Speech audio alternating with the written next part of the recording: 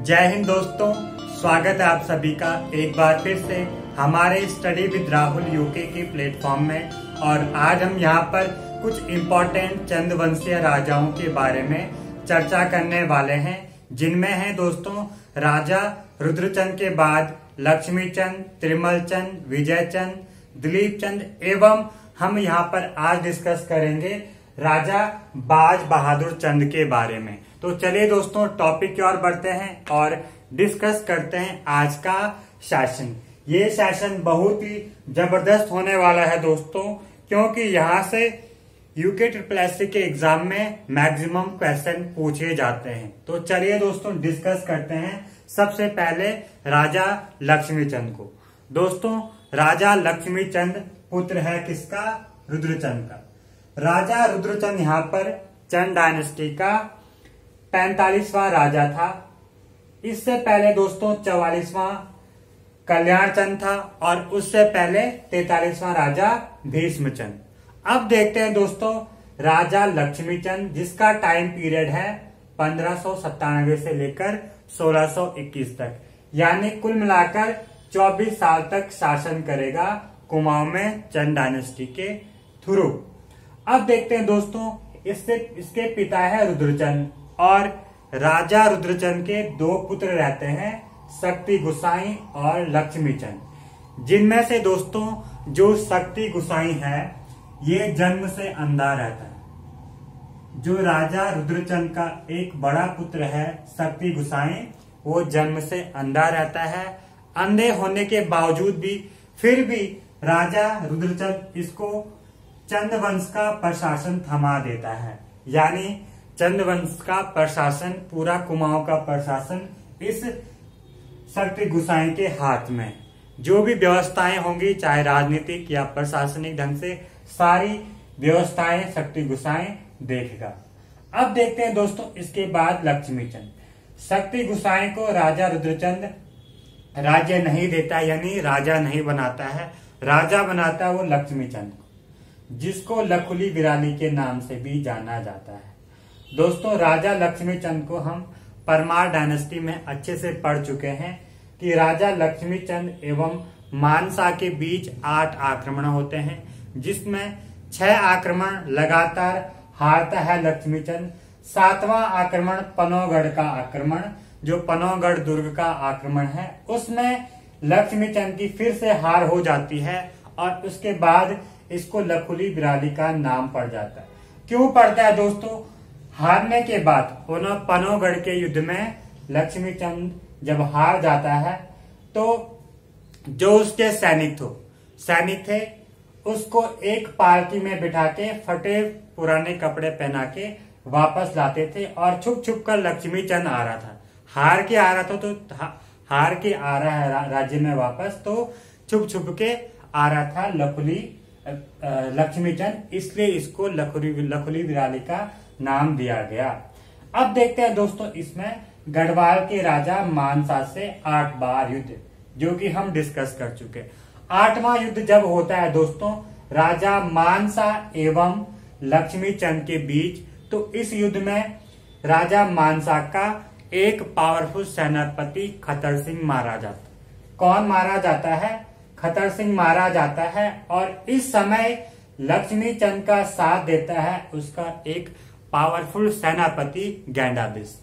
कौन दोस्तों? लक्ष्मीचंद का सेनापति था गैंडाबिस्त। उसकी सहायता से 8वें आक्रमण में राजा मानसा के एक सेनापति खतर सिंह की मृत्यु हो जाती है और इसी के बाद कुमाऊं में खतरवा त्योहार मनाया जाता है। कौन सा त्योहार? खतरवा त्योहार मनाया जाता है। अब देखते हैं दोस्तों लक्ष्मीचंद की जहांगीर से भेंट, यानी लक्ष्मीचंद के समकालीन दिल्ली में शासन है जहांगीर का, और लक्ष्मीचंद की जहांगीर से भेंट हुई है दोस्तों। और इस बात का उल्लेख या वर्णन जहांगीर ने अपनी आत्मकथा जहांगीरनामा में किया है। किसमें किया है? जहांगीरनामा में, जो कि जहांगीर की आत्मकथा है। अब देखते हैं दोस्तों जब लक्ष्मीचंद जहांगीर से मिलने गया तो ये राजा जहांगीर अपनी आत्मकथा में कहता है कि ये पहाड़ी राजा लक्ष्मीचंद मेरे लिए बहुत सारे तोहफे या गिफ्ट लेकर आया था, जिनमें से बाज, घोड़े, तलवारें, हिरन की खाल, ये सारे तोहफे पहाड़ी राजा लक्ष्मीचंद इस जहांगीर के लिए लाया था तोहफे में। और इसी प्रकार राजा जहांगीर ने इस लक्ष्मीचंद को कुमाऊं का या पहाड़ का सबसे धनी राजा कहा है। पहाड़ का सबसे धनी राजा कौन है? लक्ष्मीचंद। किसके अनुसार? राजा जहांगीर के अनुसार दोस्तों। साथ ही साथ जहांगीर ने यह भी बताया है कि पहाड़ में सोने की खान भी है। किसकी? सोने की खान भी है। तो ये सारी बातें दोस्तों जो आपको ध्यान रखनी है। अब देखते हैं दोस्तों लक्ष्मीचंद से रिलेटेड अन्य महत्वपूर्ण तथ्य या अन्य महत्वपूर्ण फैक्ट।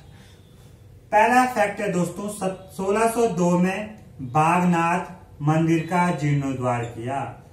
1602 ईस्वी में राजा लक्ष्मीचंद ने बागनाथ मंदिर का जीर्णोद्धार किया। कौन से? बागेश्वर में जो स्थित है बागनाथ मंदिर, इसका जीर्णोद्धार लक्ष्मीचंद ने किया है।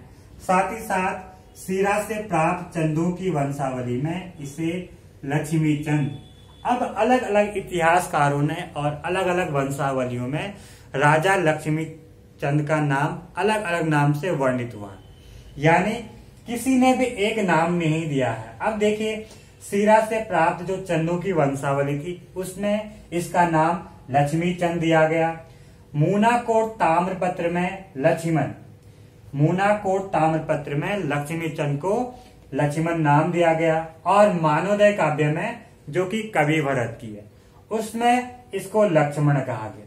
तो 3 अलग अलग नाम दिए गए हैं। कौन कौन से?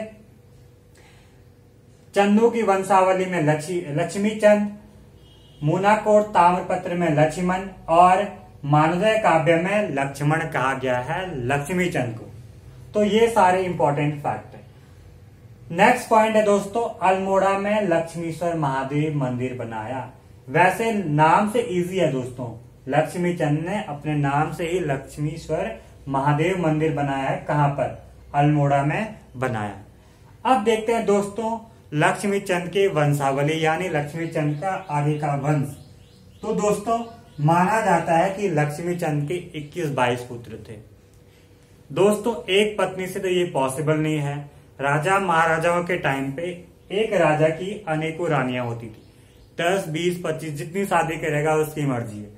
तो लक्ष्मीचंद के माना जाता है यहाँ पर कि 21-22 पुत्र बताए जाते हैं और इन पुत्रों का नाम कहीं भी वर्णित नहीं किया गया है। सिर्फ 4 इंपॉर्टेंट पुत्र है इसके, बाकी के जो अन्य पुत्र रहे होंगे किसी भी इतिहासकार ने उनका नाम नहीं बताया है या उनके बारे में जानकारी नहीं मिली। तो अब देखते हैं दोस्तों लक्ष्मीचंद के जो 4 इंपॉर्टेंट पुत्र हैं कौन कौन से। पहला पुत्र है दोस्तों दिलीप चंद, दूसरा तिरमल चंद, नारायण चंद एवं नीला गुसाई। यानी दिलीप चंद, त्रिमल चंद, नारायण चंद एवं नीला गुसाई इसके 4 इंपॉर्टेंट पुत्र हैं जो कि हम आगे चलकर पढ़ने वाले। तो अब देखते हैं दोस्तों इसमें कुछ और फैक्ट हैं लक्ष्मीचंद के बारे में, क्योंकि ये राजा और इसका पिता रुद्रचंद्र काफी इंपॉर्टेंट है एग्जाम की दृष्टि से। इन 2 राजाओं से मान के चलो कि जो अपकमिंग एग्जाम होगा, चाहे यूके SSSC, यूकेपीएससी, चाहे अन्य पुलिस का हो, किसी का भी एग्जाम हो, एटलीस्ट इन 2 टॉपिक से, इन 2 राजाओं से एक ना एक क्वेश्चन एग्जाम में जरूर पूछा जाएगा। तो ध्यान रखना दोस्तों। अब देखते हैं लक्ष्मीचंद ने बहुत से बाग बगीचे लगवाए। लक्ष्मीचंद ने बहुत सारे बाग बगीचों का निर्माण किया है अपने शासनकाल में। कौन कौन से? नरसिंहवाड़ी, पांडे खोला, कबीना तथा लक्ष्मीश्वर। लक्ष्मीश्वर मंदिर भी बनाया इसने अल्मोड़ा में और लक्ष्मीश्वर नाम से एक बगीचा भी बनाया है या लगवाया है। किसने? लक्ष्मीचंद ने। तो ये सारे जो 3-4 इंपॉर्टेंट बाग बगीचे हैं ये लक्ष्मीचंद के शासनकाल में लगे हैं। अब देखिए दोस्तों 1599 ईस्वी में लक्ष्मीचंद ने रैका राज व्यवस्था को अपना लिया था, जो कि बेसिकली नेपाल या डोटी के राज्य क्षेत्र में चली जा रही थी। कौन सी? रेखा राज व्यवस्था। 1599 ईस्वी में लक्ष्मीचंद ने रेखा राज व्यवस्था को अपना लिया था, जिससे चंद राज व्यवस्था और अधिक व्यवस्थित हुई। यानी इजी अप्रोच अपनाया किसने? राजा लक्ष्मीचंद ने अपने राज व्यवस्था को चलाने के लिए, अच्छे ढंग से चलाने के लिए। तो ये इंपॉर्टेंट फैक्ट है राजा लक्ष्मीचंद के बारे में, जो कि आपको ये याद करने और साथ ही साथ अपने नोटबुक में लिखने भी हैं दोस्तों। अब देखते हैं राजा दिलीप चंद। दोस्तों राजा दिलीप चंद पुत्र है किसका? लक्ष्मीचंद। अब यहाँ पर कंफ्यूजन क्रिएट हो जाता है, क्योंकि पहले लक्ष्मीचंद राजगद्दी पर बैठता है, फिर उसका पुत्र दिलीप चंद, फिर दिलीप चंद का पुत्र बैठता है दोस्तों विजय चंद, उसके बाद फिर से लक्ष्मीचंद का पुत्र बैठता है। तो इस प्रकार यहाँ पे थोड़ा कंफ्यूजन क्रिएट हो जाता है इन राजाओं के बीच। अब देखते हैं दोस्तों, राजगद्दी पर लक्ष्मीचंद के बाद आ जाते हैं कौन? राजा दिलीप चंद, जिसका टाइम पीरियड 1621 से 1624, यानी मात्र 3 साल तक शासन करेगा। राजा दिलीप चंद मात्र 3 साल तक शासन करते, और इसके बारे में कुछ इंपॉर्टेंट तथ्य मिले नहीं है, इंपॉर्टेंट कहानी नहीं बनी है, क्योंकि कुछ काम किया ही नहीं होगा इसने प्रजा के लिए। इसीलिए किसी भी इतिहासकार ने इस राजा दिलीप चंद के बारे में कुछ लिखा ही नहीं है। तो दोस्तों बस ध्यान रखना, लक्ष्मीचंद का पुत्र है और 3 साल तक शासन करता है कुमाऊं में चंद डायनेस्टी के थ्रू, और क्षय रोग से इसकी मृत्यु हो जाती है। किससे? क्षय रोग से, माइक्रोबैक्टीरियम ट्यूबरक्लोसिस कह सकते हैं इससे इसकी मौत हो जाती है राजा दिलीप चंद की। अब जानते हैं दोस्तों, उसके बाद उसका पुत्र राजा विजय चंद राजगद्दी पर बैठा। टाइम पीरियड 1624 से 25 तक, यानी मात्र 1 साल तक, 1 वर्ष तक ये राजगद्दी पर बैठेगा। और एक युवा रहता है दोस्तों, ये जब ये राजगद्दी पर बैठा है एक युवा रहता है ये चंद डायनेस्टी के राजाओं में। और ये दोस्तों नशे में चूर रहता है, यानी दिन भर रात भर भांग के नशे में चूर, कभी शराब भांग का नशा वगैरह करता था राजा विजयचंद, यानी एक नशेड़ी राजा है विजयचंद। और ये स्त्रियों के बीच जाता रहता था दोस्तों, और कहा जाता है दोस्तों कि राजा विजयचंद को इन 3 त्रिमूर्तियों ने मरवा दिया था। अब देखते हैं कहानी क्या है इसमें। राजा विजयचंद युवा शासक था, 1 साल शासन किया, और अपने शासन काल में दिन रात भांग के नशे में चूर रहता था और स्त्रियों के आसपास रहता था। अब क्या हुआ दोस्तों, इसके राज दरबार में 3 इंपॉर्टेंट त्रिमूर्तियां थी। अब कौन कौन से हैं दोस्तों? सकराम कार्की, पीरू गुसाई, विनायक भट्ट। ये 3 क्या करते हैं दोस्तों? एक षड्यंत्र रचते हैं और राजा विजयचंद को मरवा देते हैं। जो त्रिमूर्ति हैं दोस्तों चंद डायनेस्टी में, कौन कौन से? सकराम कार्की, पीरू गुसाई एवं विनायक भट्ट। तो ये 3 त्रिमूर्ति एक प्लान बनाते हैं, एक षड्यंत्र रचते हैं और इस राजा विजयचंद को मरवा देते हैं। लेकिन दोस्तों कहा जाता है कि यहाँ पर जो ये 3 त्रिमूर्तियां हैं, इनका साथ गुप्त सहमति से तिरमल चंद भी देता है। तिरमल चंद कौन है? वो है लक्ष्मीचंद का पुत्र। ये भी इनका साथ देता है, और साथ ही साथ यहाँ पर कुछ रसोइया रहते हैं। रसोइया मतलब जो इनके राज दरबार में खाना बनाने वाले रहते थे, वो भी इनसे मिले हुए थे। तो राजा विजयचंद की हत्या कर दी। अब हत्या कर दी तो यहाँ पर जो नीला गुसाई है, लक्ष्मीचंद का पुत्र, चौथा पुत्र नीला गुसाई, ये आवाज उठाता है। इसने आवाज उठाई कि तुमने ऐसे क्यों किया, ऐसा क्यों किया तुमने, क्यों राजा विजयचंद को मारा। तो जैसे ही इनको पता चलता है कि नीला गुसाई अब ज्यादा उत्तेजित हो रहा है, तो ये क्या करते हैं, ये त्रिमूर्ति इस नीला गुसाई को अंधा कर देते हैं, इसकी आंखें फोड़ देते हैं। यार बंदा एक तो आवाज उठा रहा है कि तुमने क्यों इस राजा को मारा, ऊपर से इन्होंने इसको भी मार दिया कि तू क्यों आवाज उठा रहा है। तुझे क्या दिक्कत हो रही। तो इस नीला गुसाई को अंधा कर देते हैं, इसकी आंखें फोड़ देते हैं। ये त्रिमूर्ति सक्राम कार्की, पीरू गुसाई एवं विनायक भट्ट। अब देखते हैं दोस्तों नीला गुसाई के पुत्र बाजा, जो कि बाद में आगे चलकर बाज बहादुर चंद के नाम से जाना जाए। तो नीला गुसाई के पुत्र बाजा बाज बहादुर चंद को एक राजचेली ने कपड़े में लपेटकर अपने पुरोहित श्री धर्माकर तिवारी की पत्नी को सौंप दिया। क्या किया, क्योंकि जो ये राजा बाजा था बाद में बाज बहादुर चंद के नाम से जाना जाएगा, अभी बहुत छोटा है दोस्तों। क्या क्या प्रजा में तो विद्रोह उत्पन्न हो गया, क्योंकि जो ये त्रिमूर्तियां ही किसी को भी नहीं छोड़ रहे थे। इन चंद डायनेस्टी के राजाओं के जितने भी रिश्तेदार थे, इनके बच्चे थे, उनको मरवा दे रहे थे या मार रहे थे। तो क्या किया, नीला गुसाई के पुत्र को एक राजचेली थी इनके राजघराने में, इनके राज दरबार में, इसने क्या किया, इस नीला गुसाई के पुत्र बाजा को कपड़े में लपेटकर अपने पुरोहित श्री धर्माकर तिवारी की पत्नी को दे दिया, और वो जो महिला है इसको पाल परोस के बड़ा बनाई। और दोस्तों इसके बाद नीला गुसाई की मृत्यु हो जाती। अब उसने अपना पुत्र थमा दिया है किसी और के हाथ में, और उसके बाद जल्द ही नीला गुसाई की मृत्यु हो जाती, क्योंकि यार बेचारे की आंखें फोड़ दी है इन त्रिमूर्तियों ने। तो बाद में जाके आगे चलकर इसकी मृत्यु हो जाती है। अब दोस्तों ये तो चला गया बाज बहादुर चंद किसी और के घर में, वहां पर इसका पालन पोषण होगा और आगे चलकर ये भी राजा बनेगा। अब देखते हैं दोस्तों होता क्या है। लक्ष्मी चंद के अन्य पुत्र दिलीप चंद, इसको तो मरवा दिया, नीला गुसाई को भी मरवा दिया, आंखें फोड़ दी तो मतलब मरवा दी। अब बचे दो पुत्र, राजा लक्ष्मी चंद के दो पुत्र बचे यहाँ पर, तिरमल चंद एवं नारायण चंद।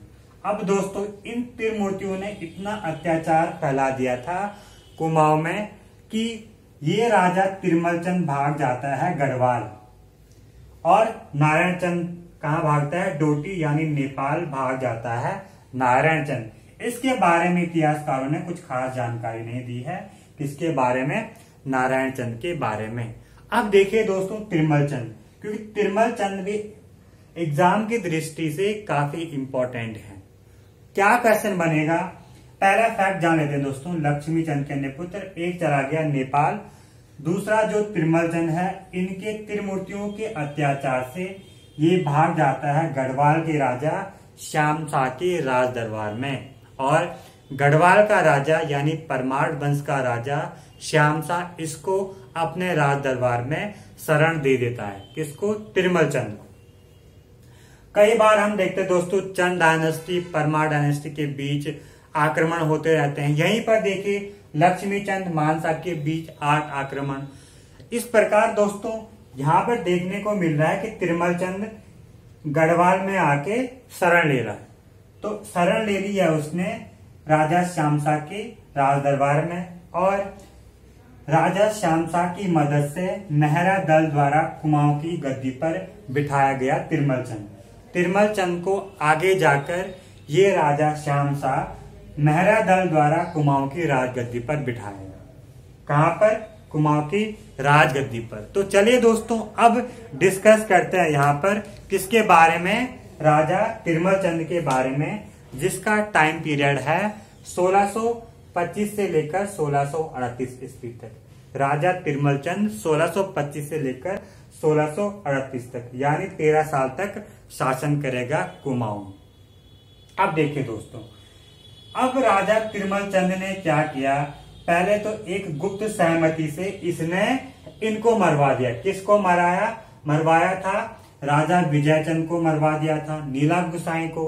अब राजा तिरमल चंद अपने इसने क्या किया, जो त्रिमूर्तियां थी, त्रिमूर्तियों को पता था कि राजा तिरमल चंद भी हमारे साथ मिला हुआ, तो तिरमल चंद प्रूफ को मिटाने के लिए, यानी अब राजा तिरमल चंद बन गया है। तिरमल चंद कहता है कि कल के दिन कहीं ऐसा न हो कि ये सक्राम कार्की, विनायक भट्ट और पीरू गुसाई मेरी भी पोल खोल दे प्रजा में, और प्रजा मुझे राजा से निकाल दे।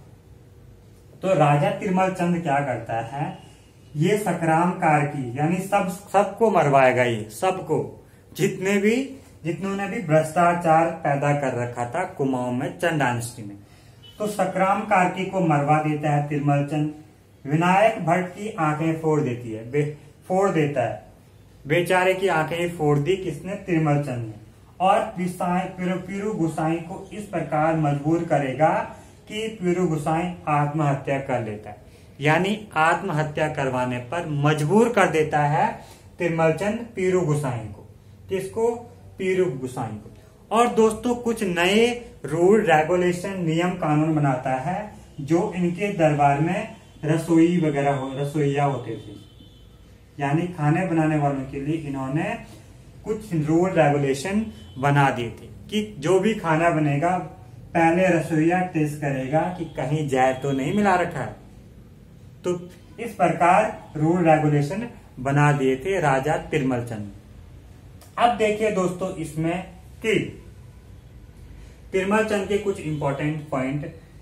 तिरमल चंद ने महीपति शाह से युद्ध लड़ा। याद देखिए इसमें हुआ क्या। एक तो पहले राजा श्याम शाह के राज दरबार में शरण ले रहा है, उसके बाद फिर भी गढ़वाल पर अटैक करे। ऐसा नहीं है दोस्तों, हुआ ये कि तिरमल चंद तो यार बेचारा बोल रहा कि एक तो गढ़वाल के राजा ने मेरी हेल्प करी और मुझे कुमाऊं का राजा बनाया, ऊपर से मैं क्यों अटैक करूं महीपति से।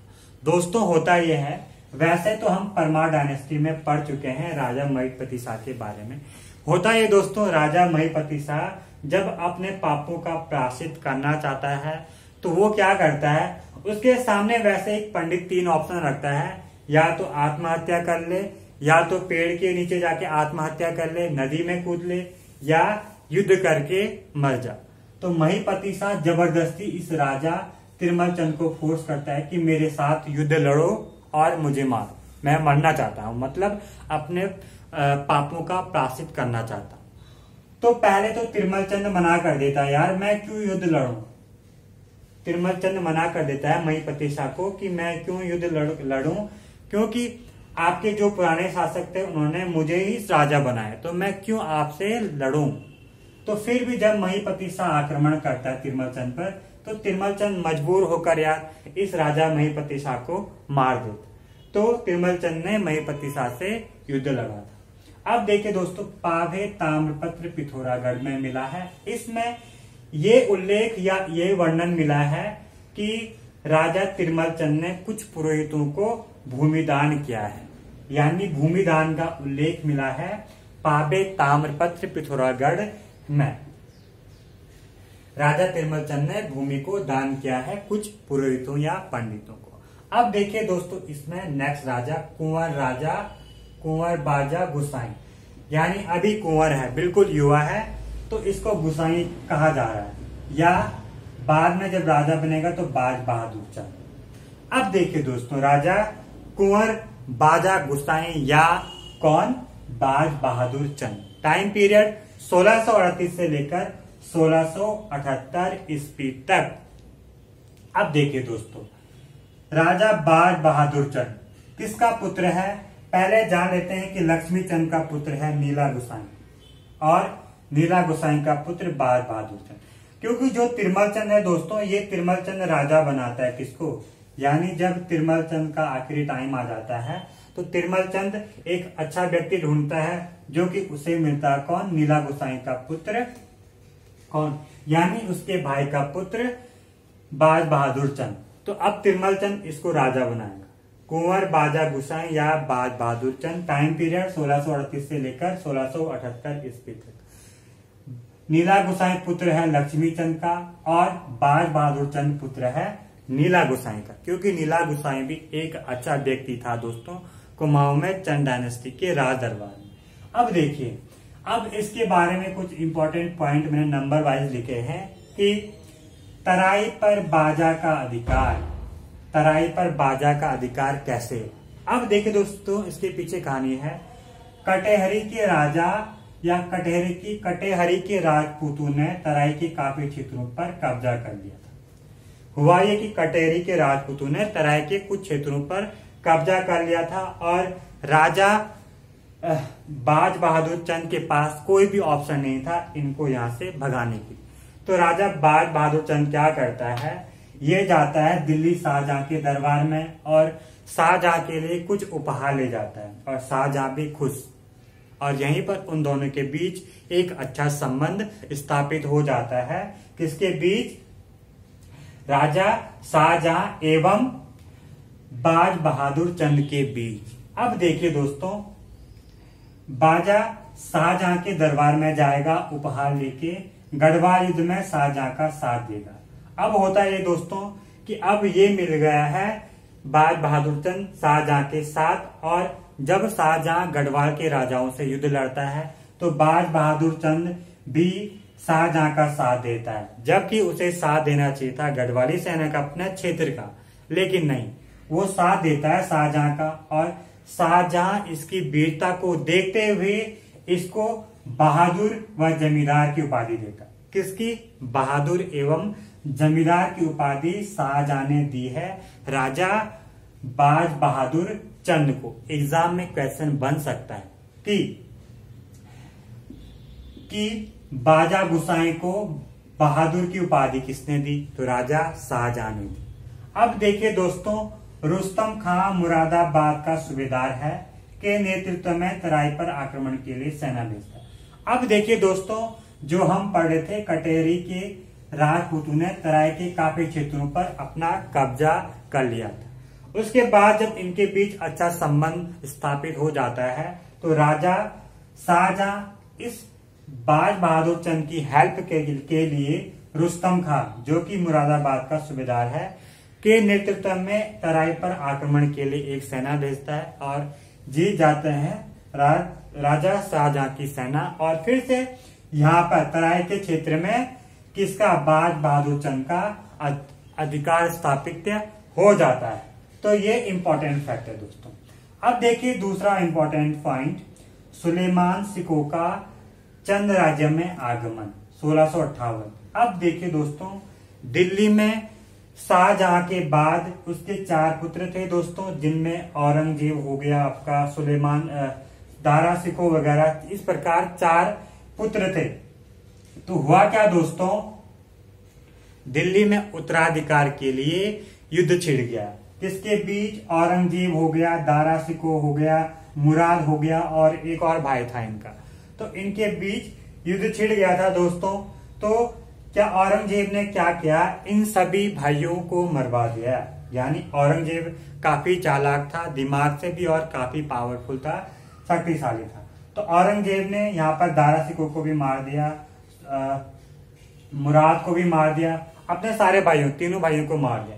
लेकिन उनमें से जो ये है सुलेमान सिको, ये पुत्र रहता है दारा सिको का, ये भाग जाता है कुमाऊं में राजा बाज बहादुर चंद के राज दरबार में सन 1658 ईस्वी में, और ये शरण लेता है बाज बहादुर चंद के दरबार में। लेकिन जब दिल्ली से औरंगजेब धमकी भरा लेटर भेजता है इस बाज बहादुर चंद को कि मेरे जो आपके दरबार में सुलेमान सिको आया है उसको वापस भेज दो दिल्ली दरबार। अब क्या हुआ दोस्तों, ये जो आपका बाज बहादुर चंद है इस सुलेमान सिको को कहता है कि यार तुम अब जाओ गढ़वाल, क्योंकि मेरे दरबार में तो तुम सुरक्षित रहोगे नहीं, इसलिए तुम जाओ गढ़वाल राजा पृथ्वीपति शाह के राज दरबार में। तो इसके बाद राजा बाज बहादुर चंद सुलेमान सिको को भेज देता है पृथ्वीपति शाह के राज दरबार में, और अब ये सुलेमान सिको चला जाएगा पृथ्वीपति शाह के राज दरबार में। ये कहानी हम परमार डायनेस्टी में ऑलरेडी पढ़ चुके हैं कि पृथ्वीपति शाह का पुत्र मेदिनी शाह बिना अपने पिता की परमिशन लिए हुए सुलेमान सिको को फिर औरंगजेब के राज दरबार में भेज देता है, और वहीं पर सुलेमान सिको की मृत्यु हो जाती है। साथ ही साथ यहाँ पर पृथ्वीपति शाह अपने पुत्र मेदिनी शाह को अपने राज दरबार से निकाल देते हैं और मेदिनी शाह चला जाता है दिल्ली, और उसकी भी वहीं पर मृत्यु हो जाती है। तो ये इंपॉर्टेंट पॉइंट है दोस्तों, सुलेमान सिको का कुमाऊं में आगमन कब?